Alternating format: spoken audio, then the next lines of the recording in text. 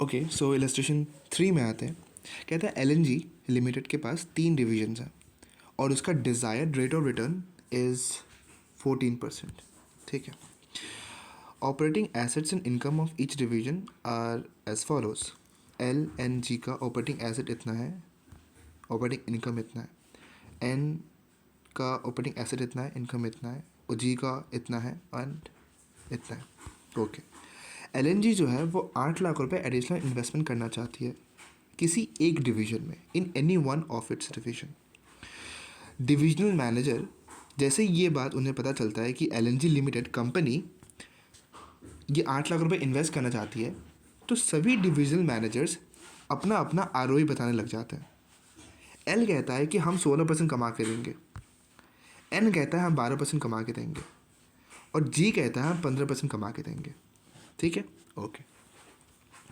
Calculate the ROI at present for each division. हर division का current में ROI निकालो और बताओ which division manager is currently providing the highest ROI. चलो एक एक करके करते हैं।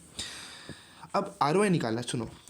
ROI is exactly same as ROC, कोई चेंज नहीं है, एग्जैक्टली सेम है। आरओसी में होता है EBIT divided by capital employed, यानी डेट प्लस इक्विटी। आरओसी का मतलब है कि हम डेट और इक्विटी को कितना पैसा कमा के दे रहे हैं, और रिटर्न ऑन इन्वेस्टमेंट यानी इन्वेस्टमेंट वालों को कितना पैसा कमा के दे रहे हैं, यानी ईबीआईटी डिवाइडेड बाय इन्वेस्टमेंट। ये investment is nothing but debt and equity, है कि नहीं? Is nothing but debt and equity, and debt and equity is what we call capital employed. So it's a loop, it's the same thing. ठीक है, ठीक है। Okay, सो अब हाँ, एक और बात, जब भी ये बताना इम्पॉर्टेंट है या नहीं, लेकिन बता देता हूँ कि प्रॉफिट्स अपनी कितने तरह की होती है। क्या मैंने पहले बताया था प्रॉफिट्स कितने तरह की होती है पिछले क्वेश्चन में? हाँ जी, बताया था। प्रॉफिट 5 तरह की होती है, मैंने बताया हुआ था। तो जिस प्रॉफिट में इंटरेस्ट इंक्लूड होता है, जिस प्रॉफिट में इंटरेस्ट इंक्लूड होता है उसे हम ऑपरेटिंग कहते हैं। सिंपल। अगर कोई प्रॉफिट में ऑपरेटिंग नहीं है, तो इंटरेस्ट नहीं है, तो उसे ऑपरेटिंग प्रॉफिट नहीं कहेंगे। ईएटी में क्या इंटरेस्ट है? नहीं है, इसे ऑपरेटिंग टर्म से पुकारेंगे ही नहीं। ईबीटी में इंटरेस्ट है? नहीं है, इसे भी ऑपरेटिंग टर्म से, इसके लिए भी ऑपरेटिंग टर्म यूज़ ही नहीं करेंगे। क्या ईबीआईटी में है? हाँ, इसमें इंटरेस्ट है, इसके लिए हम ऑपरेटिंग टर्म यूज़ करेंगे। ठीक है, ये बस एक जनरल ऑब्जर्वेशन है कि ऑपरेटिंग जहाँ पे है वो ईबीआईटी की बात कर रहे हैं, ऑपरेटिंग इनकम जहाँ पे वो ईबीआईटी की बात कर रहे हैं। अब हमारे पास एसेट, ये कैपिटल एम्प्लॉयड के नाम पे बस ये ऑपरेटिंग एसेट ही है, तो हम बस इसी को यूज़ करेंगे आरओआई निकालने के लिए। तो simple, 345 divided by 600 divided by 19,20,000 is 18%। ठीक है, एल हमको 18% आरओसी या आरओआई कमा के दे रहा है। एल एन कितना दे रहा है? 173,250 डिवाइडेड बाय 10,50,000, ये हमें 16.5 आरओई कमा के दे रहा है, 16.5 आरओई कमा के दे रहा है। उसके बाद जी 167,280 डिवाइडेड बाय 12,30,000, ये हमें 13.6 कमा के दे रहा है, 13.6 आरओआई कमा के दे रहा है। उसके बाद 686 divided by 686,130 divided by 42 lakh, ये हमें है इतना ज़्यादा 16.333। अच्छा, ये टोटल है। अच्छा, तभी मैं सोचूं इतने ज़्यादा पॉइंट में क्यों आ रहा है। अच्छा, ये टोटल है, सॉरी, इसको कुछ नहीं करना। ठीक है, ये हमने निकाल दिया। तो पॉइंट 1 के हिसाब से एल जो है सबसे ज़्यादा प्रॉफिट कमा के दे रहा है। तो आंसर क्या है? ये division L is the kindly providing the highest ROI. ठीक है, पॉइंट 1 खत्म। पॉइंट 2 क्या कर रहा है? Based on ROI identify the division manager जो सबसे ज़्यादा ईगर है कि हमारे पास इन्वेस्ट करो। कौन सा डिवीजन मैनेजर, मतलब पूछ रहा है कि कौन सा डिवीजन मैनेजर बोलेगा कि हमारे पास इन्वेस्ट करो, कौन सबसे ज़्यादा एक्साइटेड है? तो देखो, जिसको ऐसे जज करना है। एल पहले कितना देता था 18, अब कितना दे रहा है 16, तो एल 2% कम ROI कमा के दे रहा है। एन पहले कितना देता था 16.5, अब कितना दे रहा है 12, यानी एन 4.5 कम ROI कमा के दे रहा है, कम कम। जी पहले कितना देता था 13.6, अब कितना दे रहा है 15, यानी वो 1.4% ज़्यादा कमा के दे रहा है। यानी जी जो है सबसे आगे आके बोलेगा कि मैं प्रॉफिट दे रहा हूँ, मुझ में इन्वेस्ट करो। जी बोलेगा कि मैं प्रॉफिट दे रहा हूँ, मुझ में इन्वेस्ट करो, वो सबसे ज़्यादा एक्साइटेड होगा। सो हेंस आंसर है द मैनेजर, जी का manager would be most eager to accept the additional investment of 8 lakh. तीसरा कह रहा है कौन लीस्ट ईगर है, तो कौन सबसे पीछे रहेगा, तो ऑब्वियसली एल और एन दोनों पीछे रहेंगे। यहाँ पे कह रहा है the manager of L and both would be reluctant, कि वो नहीं चाहेंगे कि हमारे इन्वेस्ट करो, क्योंकि हम ऑब्वियसली लॉस कमा के दे रहे हैं। ठीक है। चौथा कह रहा है state the division that offer the best investment opportunity for LNG limited. अब यहाँ पे छोटी सी एक पॉइंट पकड़ना है। 1 2 3 ये पूछ रहा था कि कौन सा डिपार्टमेंट ज़्यादा प्रॉफिट कमा के दे रहा है, कौन सा डिवीजन ज़्यादा प्रॉफिट कमा के दे रहा है कंपनी के अंदर। लेकिन LNG लिमिटेड एक कंपनी, चौथा पॉइंट एक कंपनी के पर्सपेक्टिव से पूछ रहा है। यानी मैं अगर ओनर हूँ तो मैं क्या देखूँगा कि कौन ज़्यादा प्रॉफिट कमा के दे रहा है। मतलब दोनों बात सेम हो गया। देखो 1 2 3 में हम बता रहे थे कि जी 1.4% ज़्यादा कमा के दे रहा है, भले ही 15% कमा के दे रहा है, तो जी में इन्वेस्ट करना चाहिए था। आप ये कहते, आप हमने पॉइंट 2 में बताया था कि जी 15% कमा के दे रहा है, यानी अपने कैपेबिलिटी से 1.4% ज़्यादा कमा के दे रहा है। लेकिन मैं ओनर हूँ, मैं ओवरऑल देख रहा हूँ कि भले ही जी अपने कैपेबिलिटी से 1.4% ज़्यादा कमा के दे रहा है, लेकिन जो एल है वो 18% कमा के दे रहा है। जो एल है वो 18% कमा के दे रहा है। या ऐसे भी ना देखो, जो एल है वो 16% कमा के दे रहा है, मुझे वैसे 15% मिलता, भले ही जी 13.6 से 15% पे आ गया, तो वो 1.4% ज़्यादा कमा के दे रहा है। लेकिन एल भले ही 2% कम कमा के दे रहा है, लेकिन 8 लाख का मुझे 16% मिल रहा है। आप ये भी तो देखो, मुझे भले ही कम मिल रहा है, लेकिन जी से ज़्यादा मिल रहा है ना, मुझे जी से ज़्यादा मिल रहा है, 1% ज़्यादा मिल रहा है, तो मैं एज अ ओनर मैं तो एल में लगाना चाहूँगा। तो यहाँ पे कह रहा है कि डिवीजन एल जो है बेस्ट इन्वेस्टमेंट अपॉर्चुनिटी ऑफर करता है, क्योंकि उसका 60% वो प्रॉफिट देता है। ठीक है, ओके। तो ये मेरा इलस्ट्रेशन 3 भी ख़त्म हो गया। साथ ही साथ यहाँ पे इलस्ट्रेशन 4 भी करा देता हूँ। ये थोड़ा इंटरेस्टिंग है इलस्ट्रेशन 4। ठीक है, ठीक है, मैं बताता हूँ, एक सेकेंड सॉल्व करता हूँ आपके सामने।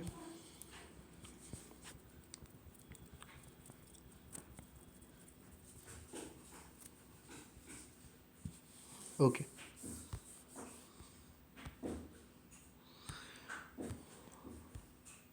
एक्चुअली मैंने सॉल्व कर दिया था, फिर बाद में पता चला कि वो वॉइस रिकॉर्ड ही नहीं हुआ, मतलब जो इनपुट आ रहा था वो रिकॉर्ड ही नहीं हुआ। मैं बस यहाँ पे लिखे जा रहा हूँ, आवाज़ ही नहीं आ रही है, तो मुझे वापस रिकॉर्ड करना पड़ रहा है। ठीक है। सो इलस्ट्रेशन 4 थोड़ा ट्रिकी है, थोड़ा इंटरेस्टिंग है। कहता है XYZ limited provide you the following financial information. ठीक है, हमें शेयर कैपिटल दिया हुआ है, रिजर्व एंड सरप्लस दिया हुआ है, लॉन्ग टर्म डेट दिया हुआ है, ट्रेड पेबल दिया हुआ है। ओके, ठीक है, फेयर इनफ। हमें PBIT दिया हुआ है। ओके, हमें इंटरेस्ट पेड दिया हुआ है, टैक्स रेट दिया हुआ है, कॉस्ट ऑफ इक्विटी दिया हुआ है एंड कॉस्ट ऑफ डेट दिया हुआ है। ठीक है, ये 3 इन्फॉर्मेशन आसान है समझना। कॉस्ट ऑफ इक्विटी पता भी होगा, लेकिन मैं फिर बताता हूँ। कॉस्ट ऑफ इक्विटी यानी इक्विटी वालों ने जितना पैसा लगाया उनको हम कितना रिटर्न दे रहे हैं, 12%, 0.42% रिटर्न दे रहे हैं। सिंपल। कॉस्ट ऑफ डेट यानी डेट वालों ने जितना पैसा लगाया उनको हम कितना रिटर्न दे रहे हैं उनके पैसे पे, 6.53%। Cost of equity, cost of debt का मतलब ये होता है। ठीक है, हमें बताना है इकोनॉमिक वैल्यू एडेड क्या होती है ये। चलो इकोनॉमिक वैल्यू एडेड भी समझा देता हूँ। EVA, इकोनॉमिक वैल्यू एडेड, इसका मतलब होता है कि कंपनी प्रॉफिट में से अगर डेट वालों को उनका हक का पैसा उनका रिटर्न दे देती है और इक्विटी वालों को उनका हक का पैसा उनका रिटर्न दे देती है, तो क्या फिर भी ये माइनस करने के बाद भी प्रॉफिट में से ये पैसे इन दोनों को देने के बाद भी क्या वो और प्रॉफिट प्लस में मेंटेन कर पा रही है? क्या वो प्रॉफिट पॉजिटिव में मेंटेन कर पा रही है?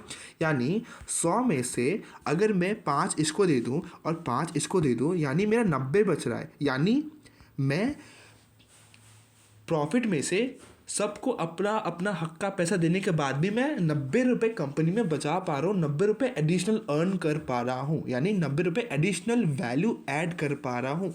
सिंपल यही होती है इकोनॉमिक वैल्यू एडेड, यानी डेट वालों का और इक्विटी वालों को पैसा देने के बाद क्या मैं और रेवेन्यू और इनकम अर्न कर पा रहा हूँ कि नहीं कर पा रहा हूँ। बस ये फॉर्मूला पूछता है, ये फॉर्मूला बताता है। ठीक है, समझ गए? आई होप ईजी था बताना। ठीक है, तो सबसे पहला प्रोसेस क्या है? सबसे पहला प्रोसेस रहेगा यहाँ पे, चलो यहाँ पे स्टेप्स लिख देता हूँ, ईजी स्टेप्स लिख देता हूँ। सबसे पहला स्टेप आइडेंटिफाई करना है कि डेट क्या है, अपना डेट क्या है। ठीक है, डेट आइडेंटिफाई करते ही उसे रिटर्न पे करो। ठीक है, उसके बाद अपना इक्विटी क्या है, इक्विटी आइडेंटिफाई करने के बाद ही उसका रिटर्न पे करो। ठीक है, एक second, one second.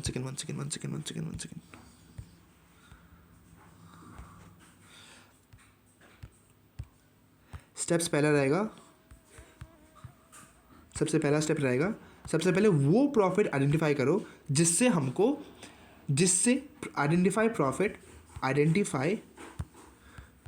Identify profit जिसमें से हमको इन दोनों को पैसा पे करना है। ठीक है, फिर डेट को आइडेंटिफाई करो और फिर रिटर्न को पे करो। इक्विटी आइडेंटिफाई करो, उनका रिटर्न पे करो। फिर देखो, ऑब्जर्व कि क्या प्रॉफिट बचा है। ऑब्जर्व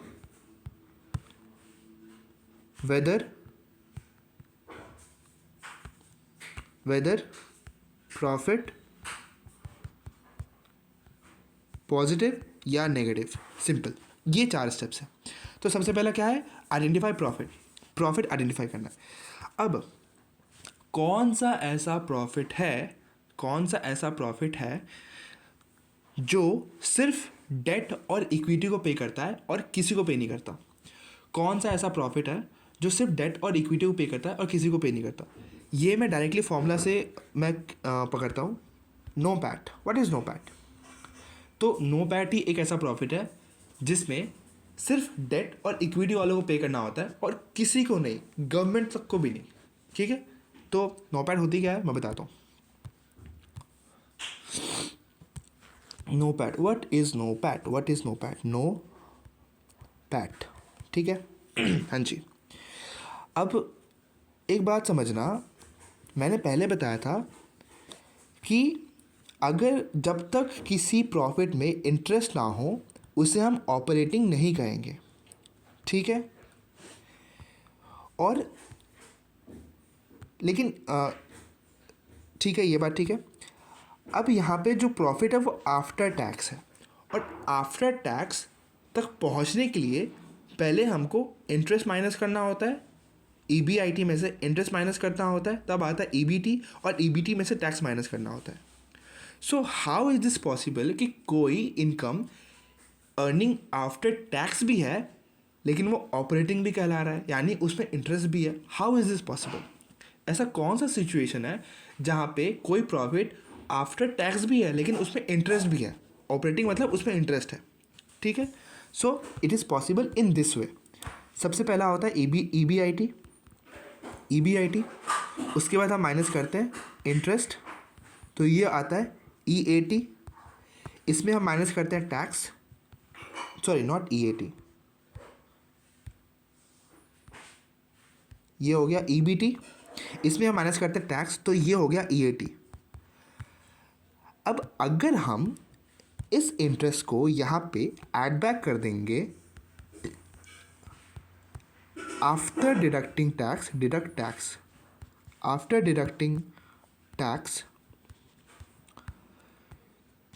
तो जो प्रॉफिट आएगा क्या वो ऑपरेटिंग भी कहलाएगा एंड आफ्टर टैक्स भी कहलाएगा? सही बात है, सही, बिल्कुल सही बात है। यहाँ पे ये आफ्टर टैक्स भी कहलाया गया और जस्ट बिकॉज मैंने इंटरेस्ट ऐड कर दिया वो ऑपरेटिंग भी कहलाएगा और आफ्टर टैक्स भी कहलाएगा, तो उसे कहते हैं नो पैट। ठीक है, यानी यही एक इकलौता प्रॉफिट है जिसमें डेट के अलावा और इक्विटी वालों के अलावा और किसी को पैसा नहीं जा रहा। गवर्नमेंट का पैसा हमने यहाँ पे कर दिया, इंटरेस्ट पे भी, इंटरेस्ट का भी जो हमने ऐड बैक किया था उस पर भी पैसा पे कर दिया क्योंकि हमने आफ्टर डिडक्ट्स ऐड किया। तो अब किसको पे करना रहेगा? प्रेफरेंस शेयर होल्डर को। माइंड इट कि जब भी क्वेश्चन में प्रेफरेंस शेयर की बात ना करे, इक्विटी को हमेशा आप इक्विटी मानोगे, नॉट प्रेफरेंस मानोगे। इक्विटी को हमेशा आप इक्विटी मानोगे जब भी क्वेश्चन में स्पेसिफिकली प्रेफरेंस की बात ना करे। तो यहाँ पे प्रेफरेंस की बात नहीं कर रहा, तो और किसी को पेमेंट करना बाकी नहीं है, गवर्नमेंट को हो गया और सबको हो गया। सो जो बचा डेट और इक्विटी बचा, यानी नो पैट ही एक ऐसा प्रॉफिट है जो डेट और इक्विटी को जाता है और किसी को नहीं जाता है। ठीक है, तो सब स्टेप अपना आइडेंटिफाई प्रॉफिट हमने आइडेंटिफाई कर लिया, नो पैट। ठीक है, दूसरा डेट आइडेंटिफाई करो और उसका रिटर्न पे कर दो। ठीक है, ओके, डेट आइडेंटिफाई करो और रिटर्न पे कर दो। डेट कौन सा है? एक सेकेंड रुको, हम नो पैट का फिगर भी निकाल लेते हैं फिर, जब इतना कर रहे हैं तो फिगर भी निकाल लेते हैं। अपना प्रोसेस क्या था? EBIT। EBIT कहाँ है? ये रहा, 2202.84। चलो 2202.84, और जूम नहीं हो सकता क्या इधर? नहीं, एकदम एज पे कर दिया, कोई नहीं, यहाँ कर देते। 2202.84, इसमें से हम इंटरेस्ट माइनस कर देंगे 13.48।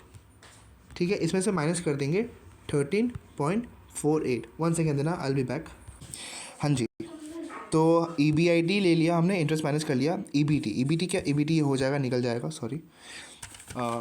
2202.84 माइनस 13.48, ये आ गया 2189.36। 2202.84 माइनस 13.48। ठीक है, उसके बाद हमें टैक्स माइनस करना है। टैक्स कितना है? 30%, यानी 2189.36 माइनस 30%। तो टैक्स आफ्टर माइनस टैक्स आ गया अपना 1532.552, ये आ गया EAT। ठीक है, अब इसमें हम interest after deducting tax minus कर लेते हैं। इंटरेस्ट कितना है अपना? 13.48 माइनस 30%, यानी 9.436।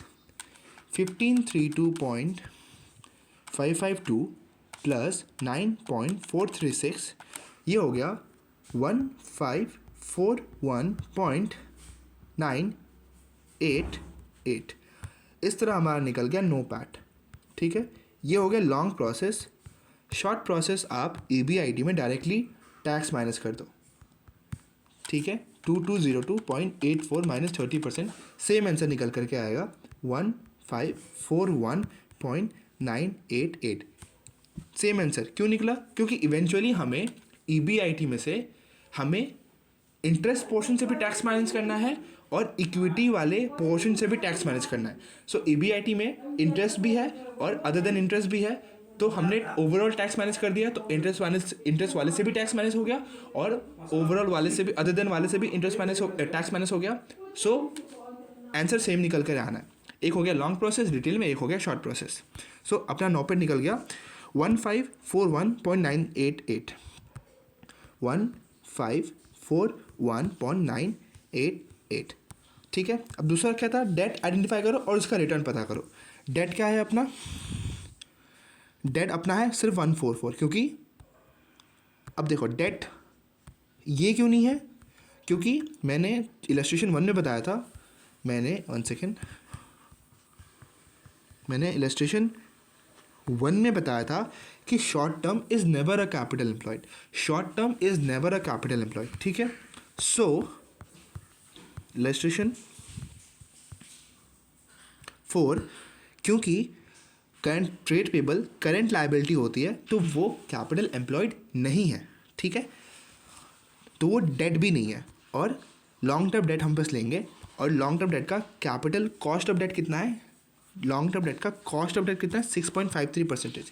यानी हमने डेट आइडेंटिफाई कर लिया, उसका हम उसको पे कितना करेंगे रिटर्न 14.44 इंटू 6.53%, यानी हम इन्हें पे करेंगे 9.431932, हम इन्हें पे करेंगे 9.431932, इन्हें पे करेंगे 9.431932, ठीक है। उसके बाद इक्विटी आइडेंटिफाई करेंगे एंड उसको रिटर्न पे करेंगे। इक्विटी यानी शेयर कैपिटल और रिजर्व सरप्लस दोनों होता है। तो ये कितना हुआ 1313.62 प्लस 981.46, यानी 2295.08, 2295.08, और इसका हम रिटर्न कितना पे करते हैं 12.42%, यानी इंटू 12.42%, ये हो गया 285.049, ठीक है, 285.049, यानी हमने ये भी आइडेंटिफाई कर लिया, और ये हो गया 285.049। स्टेप 4 क्या था, स्टेप 4 बस ऑब्जर्व करो, ठीक है, यानी 1541.988 माइनस 9.431932 माइनस 285.049, ये हो गया 1247.51, ठीक है, यानी पॉजिटिव में है, यानी कंपनी EVA कर पा रही है, एक्स्ट्रा प्रॉफिट कमा पा रही है, ठीक है, मतलब डेट को ऐसा प्रॉफिट कमा पा रही है जिसको डेट, जिसमें से डेट और इक्विटी अगर हम दोनों को पे कर दें फिर भी हमारे पास प्रॉफिट बच रही है। सो अपना EVA, that is EVA, and that is what आ गया, and this is what we call EVA, economic value add. तो हम इकोनॉमिक वैल्यू ऐड कर पा रहे हैं। व्हाट इज़ द आंसर 1247.54, यहाँ पे है 1247.51। ये फ़र्क इसलिए है क्योंकि इन्होंने, जब आप ये कैलकुलेट करोगे तो ये 12.07 नहीं बल्कि dot dot dot dot dot dot multiple digits है, इन्होंने 2 डिजिट में करके प्रेजेंट करा है, जिसके वजह से ये 3.03 का फ़र्क पड़ा है, 0.03 का फ़र्क पड़ा, वरना आपका आंसर एग्जैक्टली यहाँ पे मैच करेगा। तो EVA का मैंने स्टेप्स क्या बताया, आइडेंटिफाई प्रॉफिट जिसमें से सिर्फ डेट और इक्विटी को पे होना है, गवर्नमेंट को भी पे नहीं होना है, गवर्नमेंट को भी उसमें से पे नहीं होना, सिर्फ डेट और इक्विटी, तो वो है अपना नोपैट कैसे निकालते हैं मैंने यहाँ पे बता दिया। उसके बाद डेट को आइडेंटिफाई करो और उसका कितना रिटर्न है वो पता करो और उसको माइनस कर दो अपने प्रॉफिट से जो आइडेंटिफाई करा था। इक्विटी को आइडेंटिफाई करो, उसका रिटर्न माइनस कर दो और देखो कि ये सब पे करने के बाद अपना प्रॉफिट बचता है कि नहीं बचता है। That is what we call EVA। Formula मैं नहीं करवा रहा हूँ, लॉजिक समझ गए बस काफ़ी है, ठीक है। ये हो गया इलस्ट्रेशन 4। साथ ही साथ इलस्ट्रेशन 5 भी करवा देता हूँ जिसमें कुछ खास नहीं है। इलस्ट्रेशन 5 ज़्यादा कुछ खास नहीं है इसमें इलस्ट्रेशन 5 में, ठीक है। इलस्ट्रेशन 5 कह रहा है कि हमें एनालाइज करो कंपनी का performance using balance score card. Balance score card में 4 अप्रोचेस होते हैं, 4 पर्सपेक्टिव होते हैं, financial perspective, customer perspective, internal perspective and learning perspective. Financial जो नंबर की बात करता है, कस्टमर पर्सपेक्टिव जो कस्टमर्स की बात करता है, इंटरनल पर्सपेक्टिव जो इंटरनल डिपार्टमेंट या इंटरनल कंपनी की बात करता है, और लर्निंग जो ट्रेनिंग वगैरह की बात करता है। सो हमारे पास 5 पर्टिकुलर्स दिए हुए हैं क्वेश्चन में, एक ऑपरेटिंग प्रॉफिट और एक एवरेज रेवेन्यू प्रॉफिट। ये नंबर्स की बात कर रहा है, ऑब्वियसली फेस वैल्यू में दिख रहा है, तो दिस इज फाइनेंशियल पर्सपेक्टिव। कह रहा है अनरिजॉल्व्ड कंज्यूमर कंप्लेंट अभी तक अनरिजॉल्व है, ये कंज्यूमर पर्सपेक्टिव है, ठीक है। फेस वैल्यू में लिखा हुआ है कंज्यूमर पर्सपेक्टिव। कह रहा है कंज्यूमर रिलेशनशिप सेंटर, इसको कंज्यूमर पर्सपेक्टिव से कंफ्यूज मत होना। कह रहा है कंज्यूमर रिलेशनशिप सेंटर, यानी कंपनी ने कुछ ऐसे सेंटर्स बनाए हैं जिसके थ्रू वो कंज्यूमर से रिलेशनशिप सही करते हैं। तो it is all about internal company. तो ये हो गया internal perspective. And then we have employ training, तो इट इज़ लर्निंग पर्सपेक्टिव। ठीक है, तो हमें बस इन चारों पर्सपेक्टिव में कमेंट करना है। कह रहा है ऑपरेटिंग रेशियो। ऑपरेटिंग रेशियो क्या होती है, यानी COGS प्लस ऑपरेटिंग एक्सपेंस, ये सेल्स का कितना परसेंटेज होता है, दैट इज़ ऑपरेटिंग रेशियो। यानी EBIT निकालने तक, EBIT यानी ऑपरेटिंग प्रॉफिट निकालने तक कितना ऑपरेटिंग एक्सपेंसेस हुआ इंक्लूडिंग COGS, वो बताता है ऑपरेटिंग रेशियो। तो कह रहा है पिछले साल में ऑपरेटिंग रेशियो 54% था, हमें 50 तक करना था, हमारा टारगेट था कि हम 50 तक करें, लेकिन हम 50 तक नहीं बल्कि इंक्रीज कर दिए। तो यहाँ पे ये बता रहा है कि unable to achieve the target, क्योंकि पहले 50 था और इंस्टेड हमें 50 तक कम करना था, हमने क्या किया, बढ़ा दिया। बस यही बताना है। सिमिलरली एवरेज रेवेन्यू पर यूज़र, पहले 210 था, हम चाह रहे थे कि 250 करें, लेकिन 225 ही कर पाए। तो हमें और इम्प्रूव करने की ज़रूरत है। हमने इम्प्रूव करा लेकिन और इम्प्रूव करने की ज़रूरत है। उसी तरह कंज्यूमर कंप्लेंट्स, पहले 25,000 था, तो हम चाह रहे थे कि इसे 20% से कम करें, पर इंस्टेंट हमने बढ़ा दिया। तो हमें इस पर डेस्परेटली काम करने की ज़रूरत है। कह रहा है कंज्यूमर रिलेशनशिप सेंटर, पहले 200 थे और हम 250 तक ले जाने की सोच रहे थे, लेकिन हम 280 तक ले गए। हमने बहुत बढ़िया काम किया, हमने बहुत ज़्यादा अच्छा काम किया, 250 से और बेहतर इंप्रूव कर दिया हमने। कह रहा है कि एम्प्लॉय का ट्रेनिंग पहले 8% था, हम 10% तक 15% तक करना चाह रहे थे, लेकिन हम 10% तक हम कर पाए। तो हमें और इम्प्रूव करने की ज़रूरत है। तो illustration 5 is all about theory. बाकी यहाँ पे सारे इलस्ट्रेशन खत्म हो गए। आई होप कि मैंने सारे लॉजिक क्लियर कर दिया।